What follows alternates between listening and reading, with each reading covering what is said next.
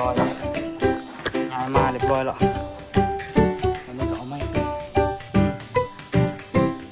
มาโถที่ขึ้น5ค่อยนะ บอกจะขึ้น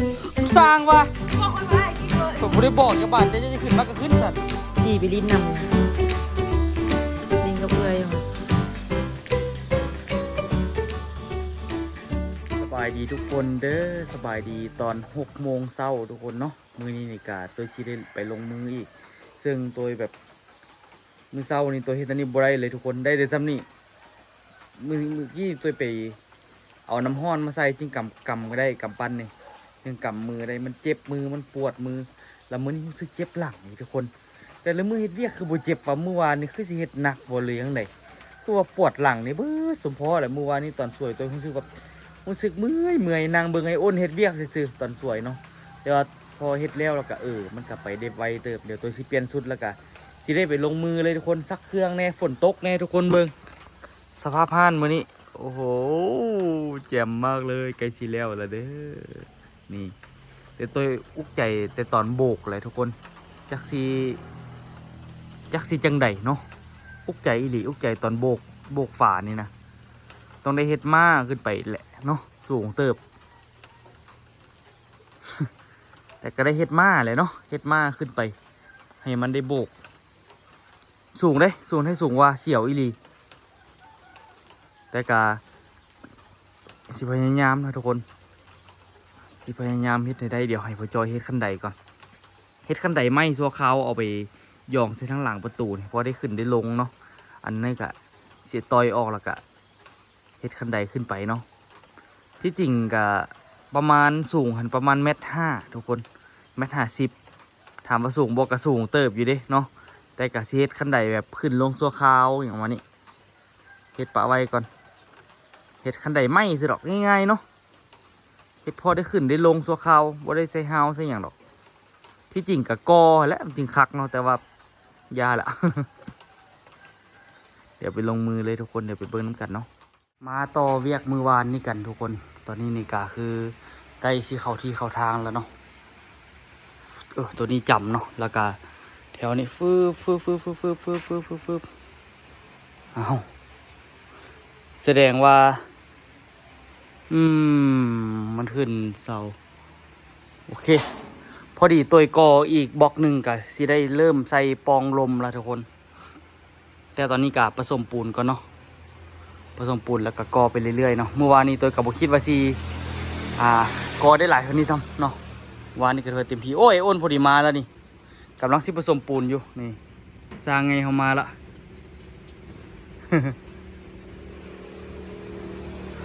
บ่อยนะธรรมดามันยกบล็อกนี่นะโอ้แห้งเรือต่อนะทุกคนเกียมละเดี๋ยวตัวผสมปูนก่อนเดี๋ยวอ้นมาละจอยให้อ้นผสมปูนเดี๋ยวตัวจะขนบล็อกมาไว้เนาะจึงว่าเป็นการเสียเวลา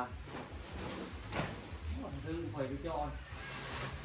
น้ำมืออย่างเมื่อวานพวกบริเฮ็ดอีหยังพวกปวดมือแท้เจ็บมันกับบริจับอีหยังหนักธรรมดาเขาจับก้อนตีนะเจ็บปวดนะเป็นน้ำจับสบานเจ็บปวดจังวะซีหูกับว่าปันไหนนะแต่ละมือกับซีอยู่มือเศร้านี่กำมือจนกำบ่ได้มาเทน้ำอุ่นมาเศร้ามีแหงมาเนี่ย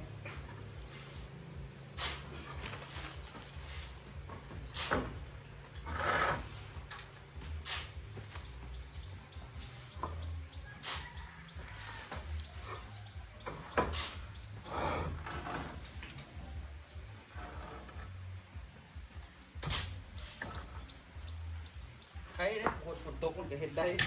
มันงง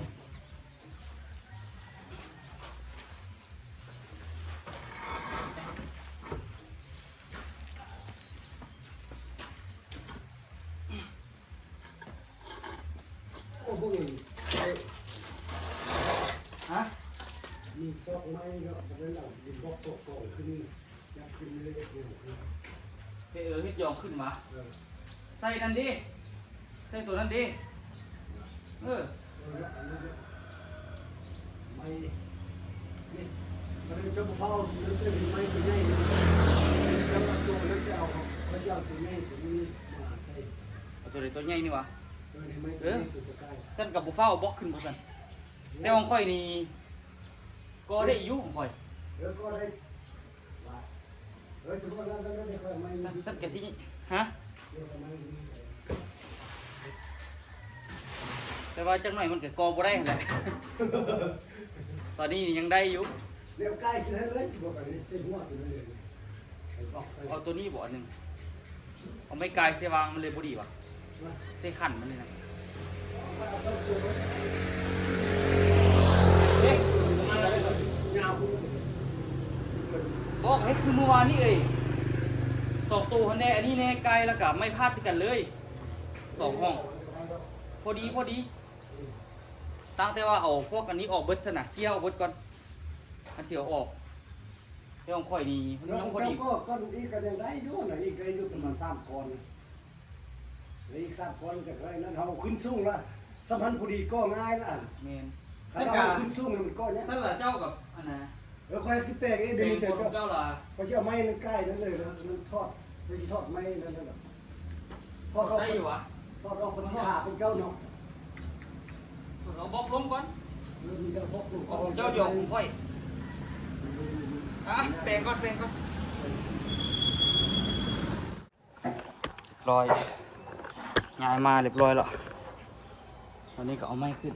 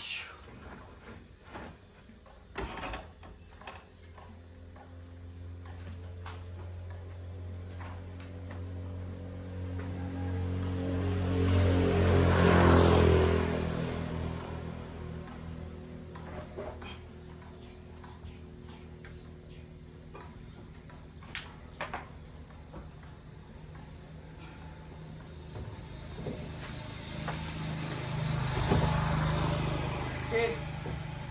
แจม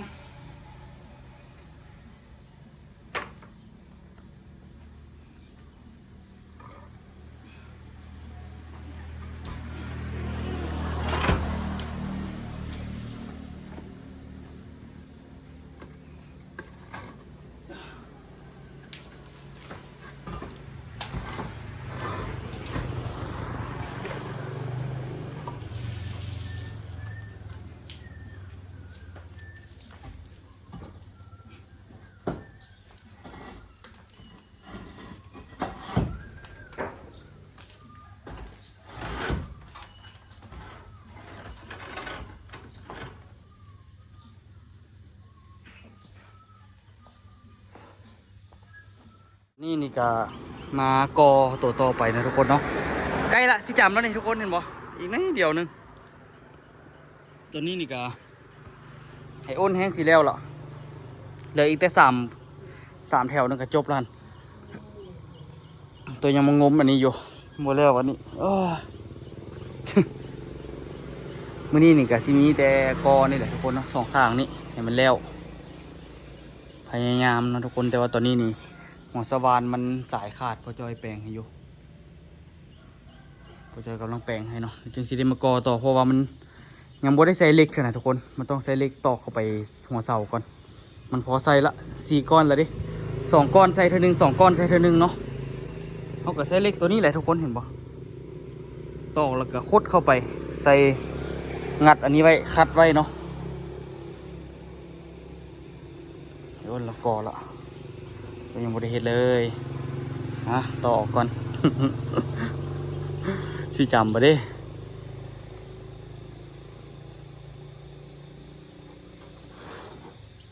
คือว่าดำดีแท้อ้นปูนคือว่าดำดีแท้ฮะใส่ซ้าย2 ล้ออ่ะพอดี10 ส่วนขอเฮ็ดเท่านึง ทำรามกันในนั้นแหละ1 2แมน ใส่1-2นี่พอดี ปืนนั้นมันปูนน้อยแล้วมันพงมีแต่ขี้ทรายมันบ่ได้ติดดีนะ แมนมีแต่ขี้ทรายวันนี้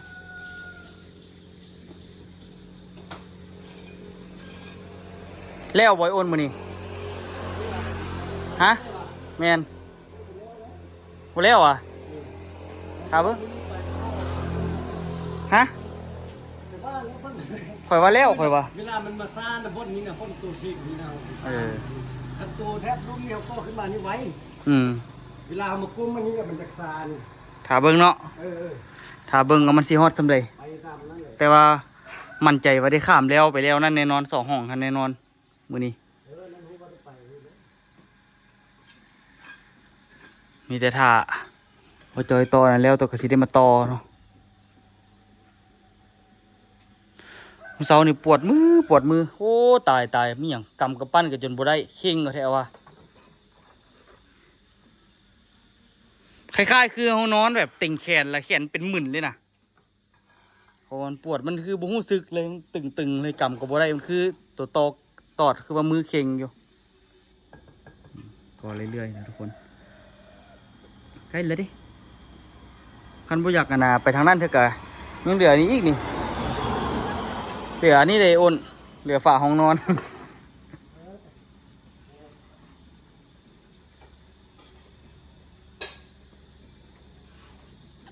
เฮ็ดอันนี้แล้วฝาห้องนอนฝาห้องน้ำโอ้อีกหลายแนวอยู่นี่ก็ฝาห้องน้ำก่อนจึงฝาห้องนอนอ่ะก็ฝาห้องน้ำก่อนจึงฝาห้องนอนบอกอ้อมก่อนวะเขาคือบุเฮ็ดทางในก็สั่นมันจึงเฮ็ดเขาคือบุเฮ็ดห้องน้ำก่อนมันจึงเข้าจึงย่างจึงอย่างสะดวกตัวอันนั้นก็สิได้ย่างรอดประตูอยู่ก็แล้วก็ติดฝาเลยตัวนี้เขาสิบ่ได้ใส่เสาใส่อย่างเนาะมีแต่ก่อขึ้นเลยฝาห้องน้ำวันนี้มีอย่างไรเด้อทุกคนเนาะเรื่อยๆตอนนี้ก็กำลังสู้ถ่าแต่สวานมาเจาะทางนี้ก็ได้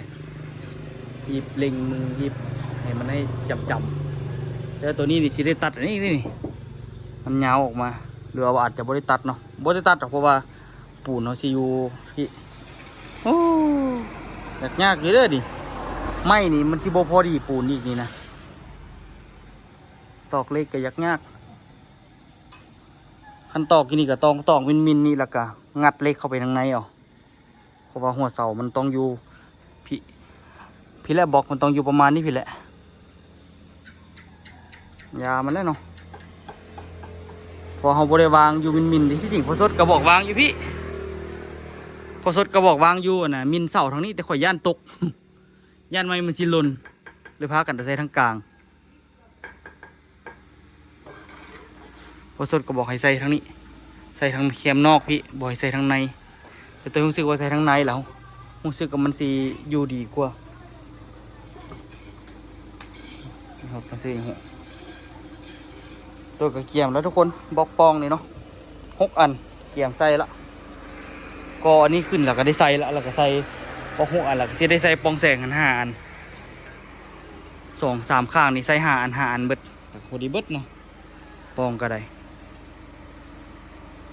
สิจบละทุกคนงานนี้มีแต่ตอนนี้ก็เล็งมือเรื่อยๆว้าโถสิขึ้นมาหาค่อยนะ นี่ก็บอกหมู่ขึ้น สร้างวะ บอกค่อยมาให้คลิปเพิ่น ผมบ่ได้บอกอย่าบาดแต่จะขึ้นมาก็ขึ้นสันเดี๋ยวเหยียบพะนะ มาตี้บอกคนเมื่อกี้ บนเหยียบก็มีบนตำๆพะนะอุคำเอ้ย นี่ขึ้นได้นี่ เดี๋ยวเอายืนอยู่นี่ล่ะโอ้ยนอนโอ้ยนั่นเด้กระโพดตำๆกันยัน ก็จักสิขึ้นมาเดี๋ยวกูบ่เข้าเจอ มันเห็นแต่มุมทางรูปมันบ่ครับ โอ้ย เป็นหยังสักนิดนึงเดี๋ยวที่มานั่นแหละทุกคนโดยกอได้ขึ้นมาเพิ่มมาจะบอกเราวะหายก็ขึ้น2 บล็อกนี่มี2ที่หายก็บล็อกทำอีกวันนี้ก็ที่ได้มาอันนั้นล่ะที่มาน่ะใส่ปองลม โซเทสโอคัมเบอร์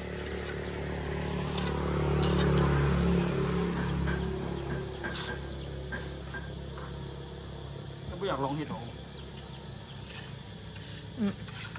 เป็นยังจะต้องเฮ็ดให้เป็นแม่ที่สุขภาพยิงทรายที่เจ้าเคยเว้าเลย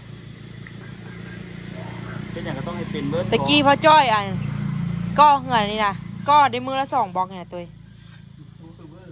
กระเทถามพ่อจ้อยไม่เนี่ยทรายเนี่ยขวดเนี่ยแล้วเนี่ยอีกเนี่ยแล้วเนี่ยอีกคำเอาซื้อได้มือละ2บล็อกแถมอันเฮ็ดเวียกคันละแม่นอันเดือนนึงเฮ็ดได้7มื้ออีกได้เพราะว่าไปเวียกเด้เพราะไปเฮ็ดเวียกอยู่อันผู้เบียร์นะพ่อเนาะ นี่มันใหญ่กว่าป่ะใหญ่กว่าอีกวะ ใหญ่กว่าแท้ งานมันออกเลย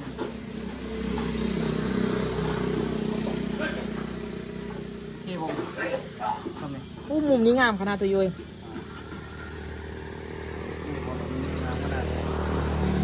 มันต้องเอาออกนิดนึงมันแบบว่าพอบุกไหมล่ะ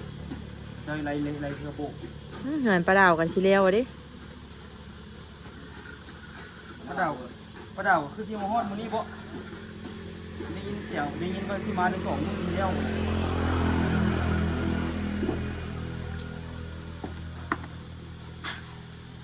เอาโต้รับละ ตื่นเลยดิ ยังไม่จัดนะ ซีไปลิ้นนำอยู่ค่ะลิงกับเอื้อยอยู่ค่ะ ซื้อลาวมันซื้อหยังอุ้ยไปเอิ้นเลยเนาะซื้อลาวมันเนาะ สมูนิน มูนิน อืม มูนีว่ะ โมนิน มูแต่น้ำปูมาหามูนี พระฮูแต่พระอาจารย์วัดไร่ขิง300 ล้านเจ้าอาวาสข้าวแท้หรือข้าวปลอมอะทุกคนต้องแท้เลยเนาะ แท้ออกข่าวปานนั้น อันนั้นได้ตัวตำรวจท่านเข้าไปอันเฮ็ดเป็นลูกศิษย์เพื่อสืบคดีอีกได้อยู่หันน่ะ เขายังค่อยเปิดโปร่งใดนี่นะ เนี่ยเนาะ เข้าไป9 เดือนแปะ ทำเอ้ย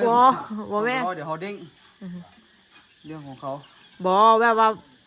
เบิ่งข้าวนะคะว่าตำข้าวซื้อ เขาตามเขาอย่าเนาะ เอาค่อยเบิ่งข้าวดิ เขาบ่ได้เบิ่งเว้ย ข้าวดังบ่ดังนี่อยู่สิเด้อก็ออก ใส่ออกอยู่ทำไอ้แน่ก็ทำเดา โอ้อันนั้นลองจะเอาวาด เห็นไอ้แน่เว้าอยู่ เอาอยู่นครปฐมเลยล่ะ โมเมนตี้ คือว่าอยู่นครปฐมนะว่าไรขิงค่อยเบิ่งข้าวหั่นน่ะแล้วค่อยเบิ่งผิดว่ะจะเอาว่าสเดี๋ยวนี้ที่คุมตัวเข้าอันเรือนจำ เหมือนเงินเพิ่นน่ะ การพนันออนไลน์นะ300 ล้านว่ะเขาเดี๋ยววะ มันเนี่ยเลยเนาะ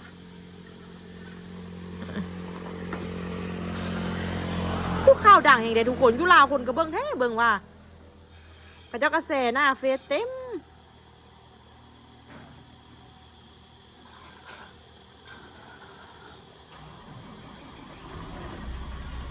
พอดีแล้วบ่เบิ่งน้ำกันได้ยืนน้ำกันนะ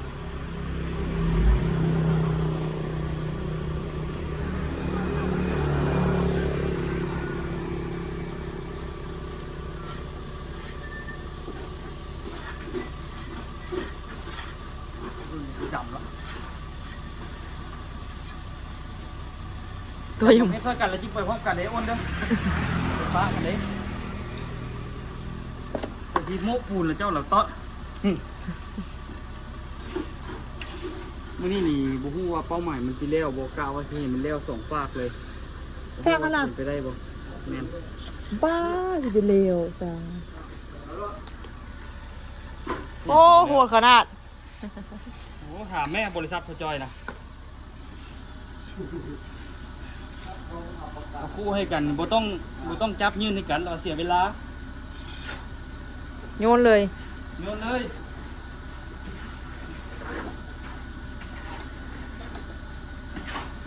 ธรรมดาเห็นเขาอันนี้ของบ่เทปเขารู้สึกว่าเขาบ่ใส่ปูนเลยเว้ยใส่หม่องอันนี้นี่นะเขาแบบเอานี่ใส่แล้วก็ราดๆเลยแต่สิใส่บางๆซะเนาะให้มันติดกัน เบิ่งความทุ่มเทของอูไหมทุกคนยืนอยู่นี่นี่ อูคือทุ่มเทชีวิตแค่ ถึกบังคับกินข้าวกับอย่างมือสวยแม่เฮ็ดอ้อปลาหันเด้อต้มบักน้ำมันเด้อ เดี๋ยวกินข้าวนอกซะ กินอย่างกินข้าวนอก เปียกกินเฟอซะละไปกินปิ้งซีน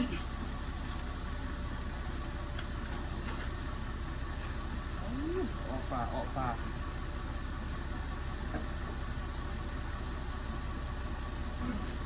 มีซีน3ซานอยู่อันเดี๋ยวเอาไปปิ้งทอดได้บ่ ได้ง่ายๆพูดกันเองต่อร้องกันได้เนาะ โอ้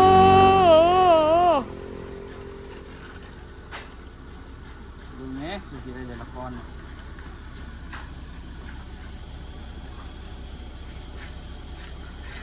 ตอนแรกคอยเอานั่นแหละคอยอยู่คนเดียวคอยอยากได้คลิปคอยเอากล้องมาตั้งอยู่เทิงจักโง่จักง่วยจักอย่างโอ้ประมาณชีวิตทรมานขนาด เป็นไงเด้ พอได้ ขนาดคนคืนจำนี้คนอย่างยาแล้วเสื้อเจ้าคืนอยู่เถิงค่ะเนาะ ขนาดด้วย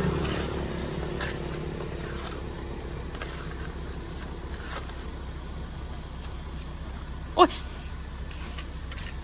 เป็นอย่างน้องอูซานจักรทีละ 7 เครื่อง พยายามเต็มที่แหละตอนนี้ก็ได้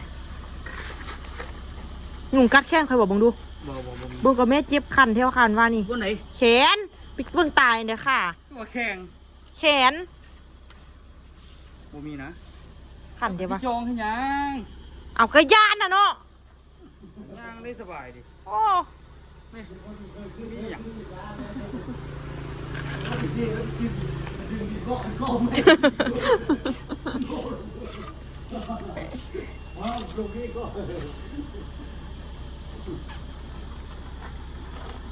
ไปว่าตาดฟานก็สิซื้อเฮาเจ้าขี่สลิง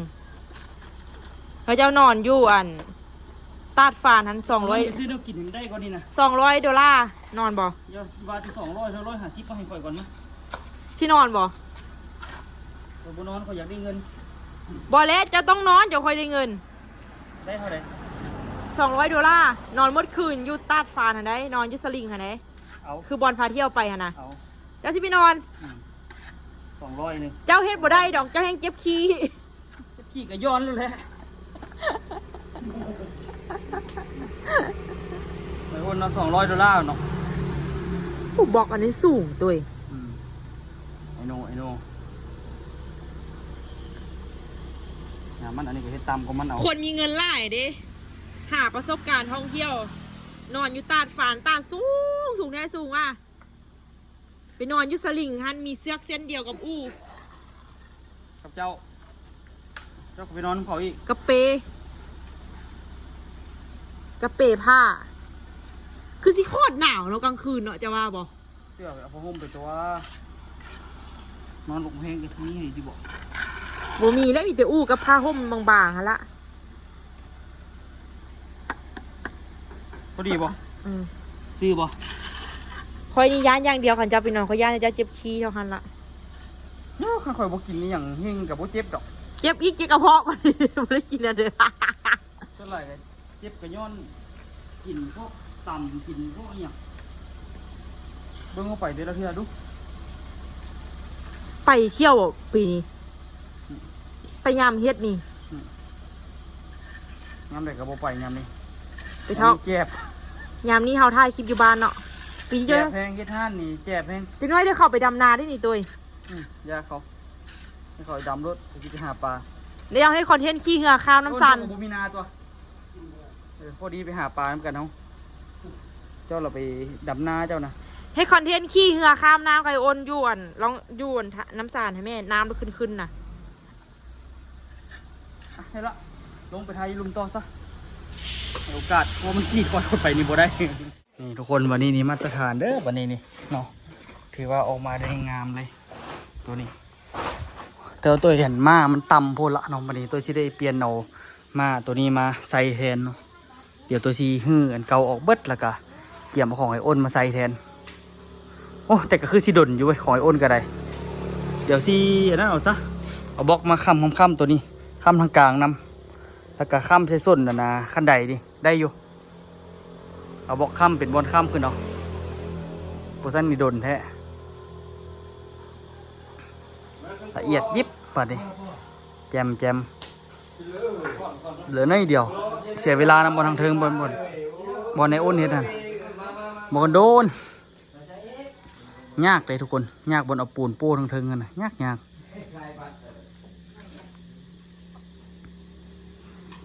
จักสิจังไหนตัวกับเป็นตะขี้ข้านให้กันเดี๋ยวสิพยายามออกตัวสิพยายามปรับรุดไออ้นหน่อยนึง จึงบ่ได้ตัดบล็อก สิพยายามใส่ปูนน้อยๆเอาแท้ก็น้อยอ้นเนาะพยายามบ่ห้องปูนขึ้นหนาก็ดีขึ้นกันพอจะแปะลาดๆเถอะนะทางเทิงจึงบ่ได้ตัดเรื่อยๆเนาะบัดนี้อันนี้แล้วเราก็เอาได้บัดนี้อันนี้แล้วเราเอาได้บัดนี้เอาบักคักเลยนี่ขนาดใส่ปองลมนี่คันบ่มีแห้งให้แจมได้เรื่องอยู่กับโต้กินข้าวกับหยังฮะโต้กินข้าวกับหยังฮะ กินข้าวกับตา กับตับพาโหกับมีเขียวย่ำอยู่อ่ะ มีแท้ เป็นยามีได้ตัว มีเขียวย่ำอยู่อ่ะ มวนพูนมวนพี่ดิพี่ เออ ปากคันได้เจ้แล้วดีใจเฮงน่ะมัมอ่ะมัม สิกินก็เฮ็ดมุดหน้ามุดตาก่อน กินบ่ได้ฟาวได้เฮ็ดเจ้ยอยู่เดี๋ยวจะค่อยเอามากิน บ่นี่แหละเอ้าคลิปใหญ่ไว้เขาสิว่าไอ้น้อยไอ้เลเฮล กระตุกในตู้ที่ห้องไอ้แห้วไปบรรณาห้องไอ้อ้วนสิเด้อ บ่ฮ้องได้ไอ้อ้วนมีดูพี่ไล่คนนะมัมอ่ะมัมเนาะ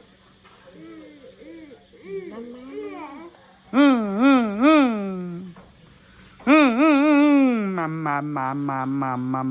ม มัมจะสั่งจะสั่ง เจลักเฮ็ดขาซี่แงะอยู่หั่นนั่นน่ะ เบื่ออีก ทุกคนเดี๋ยวตัวลงไปกินน้ำก่อนกินน้ำแล้วก็สิมากอต่อแล้วทุกคนเดี๋ยวก็แล้วเราได้นี่ใกล้สิแล้วแล้วทุกคนตอนนี้ตัวยังงมเฮ็ดอันนี้อยู่เหลืออีกประมาณ3ก้อนเนาะตอนนี้ไอ้อ้นเราย้ายไปทางนั้นละเฝ้าเฮ็ดเฝ้าเล็งก็ได้ทางนี้ก็ได้ปะนี่เฝ้าน้ำไปแล้วได้นี่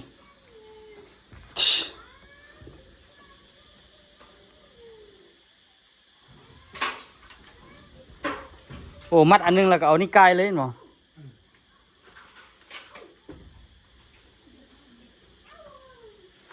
เดี๋ยวคลิปเล็งตัวนี้ตอนนี้นี่ไอ้อ้นลืมไปกอทางนั้นละแต่ว่าตัวยังกอทางนี้อยู่ทุกคนใกล้ชิแล้วเลยยังเหลืออีก2บล็อกเนาะนี่ยังเหลืออีก2บล็อกตัวก็พยายามเมื่อกี้ไม่ซุกโทรมาตัวเลยรับสายก่อนเนาะโจก่อนแต่ว่ามันทางเทิงนี่ตัวอยากเห็ดแล้วมันอยากกงอยากขดแน่กระยามันทุกคนพอได้อยู่เนาะเดี๋ยวเห็ดไปเรื่อยๆใกล้ชิแล้วแล้วทุกคนยังเหลือ2ข้างนี่แล้วก็ไปใช้2ข้างนั้นแล้วก็มากอห้องนอนห้องน้ำแล้วก็โอ้ถือว่าเติบหนึ่งเลยอันไหนพ่อจอย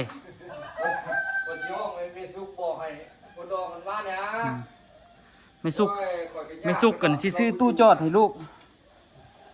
ไม่สุกสิซื้อตู้จอดให้ลูกตัวน้อยตู้จอดโอ้คันที่ซื้อรุ่นนะแม่บอกเราสิซื้อตัวน้อยซื้อไว้ราคาปลือกันลายเท่าไหร่น้อยนะลาดปลายบอกโอ้ตัวน้อยตัว6-7 แสนหนึ่งบ่โอ้ยได้ตัวซองอ่ะคู่พรตู้300ก็จอดได้จอดเล็กหนักคุณบ่อันใหญ่ปะมันสามารถจอดได้ระดับ30ได้สบายนะมันบ่ใหญ่พุ่นวะบ่ใหญ่นะเอาตัวนั้นเอาวะเอาตัวนี้จอดเอาวะเอาตัวนี้ใส่เอาวะสิเป็นหยังซั่นบ่ซื้อเด้บ่ซื้อแล้วเปลืองเงินเนาะเปลืองเงินบ่ซื้อเนาะซะเนาะเปลืองเงินจ่ายซื้อยังเอามาสุกถึงนี่ก็ต่อไปมาใส่เลยบ่ลำบากเขาจับจันมันจะนี่ดิมันบ่ใหญ่วะบ่ใหญ่ก็ธรรมดาเนาะทองแดงมันก็นักแล้วเครื่องมันน่ะ แต่ว่าใส่ได้เนาะ เดี๋ยวลูกมี คันน่ะนะ ว่าดิ คันใส่ได้เดี๋ยวลูกบอกไม่สุกบ่ต้องซื้อ บ่ต้องซื้อดอกมันบ่ได้นักปานใดนะ โอเค มันสิประมาณ6-7 โลปานนั้นแหละ โอเคเดี๋ยวบอกไม่สุกก่อนว่าสิซ้ำให้แล้วทุกคนเนาะตอนบ่ทันแล้วซ้ำหิวข้าวเนาะเดี๋ยวไปกินข้าวก่อนจะมาซ้ำอีกอันหนึงเนาะได้ตัดบอกอีกได้ตัดบอกหมดทุกก้อนเลย10ก้อนเนาะแล้วก็จังสิได้ไปเฮ็ดเพิ่มทุกคนนี่สิแล้วล่ะเด้อตอนนี้เด้อทุกคนเนาะตอนนี้นี่ก็ตัวก็ไปกินข้าวแล้วคลิปมันสิแก่ยาวเกินไปเนาะฝากติดตามคลิปหน้าดีกว่าทุกคนว่าสิแล้วสำใดเนาะสำหรับคลิปนี้ขอตัวลาทุกคนไปก่อนแล้วเจอกันคลิปหน้าเด้อ